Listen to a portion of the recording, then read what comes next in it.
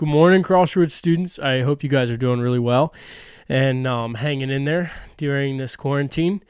This morning, I wanted to bring you a really cool passage from Luke, and it's in Luke chapter 15, and we're going to read it in just a second.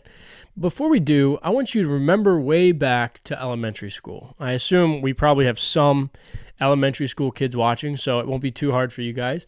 But if you're in high school and middle school or beyond, I want you to think back to elementary school. And when I was in elementary school, one time I was at church and I was sitting there and it was like an elementary school program. I don't remember what it was. It was like a Wednesday night thing. And I was sitting next to this guy that I did not know.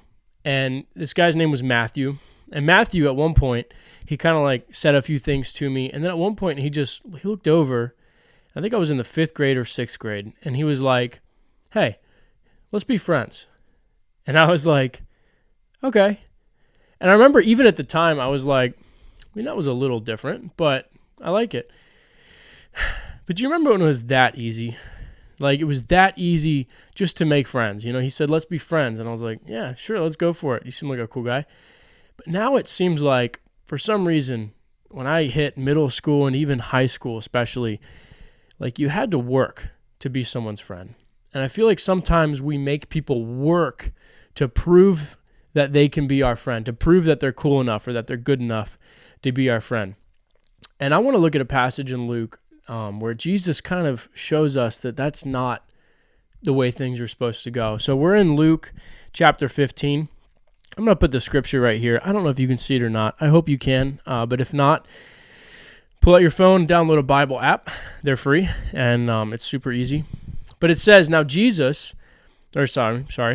the tax collectors and sinners were all gathered around to hear Jesus.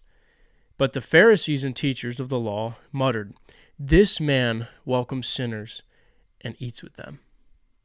This man welcomes sinners and eats with them. You know what's crazy is the Pharisees and teachers, those were supposed to be the Christian people of the day, if you will. And they were the ones trying to tell Jesus that he shouldn't be eating with quote-unquote sinners and bad people.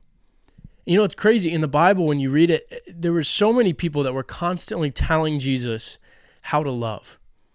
And Jesus goes on in this passage to tell this story about a guy who was looking for a sheep. Now, he had 99 sheep that were in his fold, in the pen, safe, but he lost one. And it says that he left the 99 to find that one. And afterwards, they were like, well, what was the point? He had 99. Why would he leave 99 sheep to find one?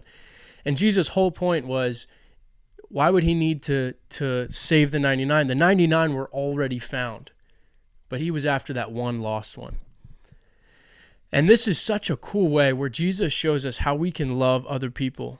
And so my challenge for you today, this morning, is simply this. Some of you have great friend groups, and you have community right now, even during all of this craziness.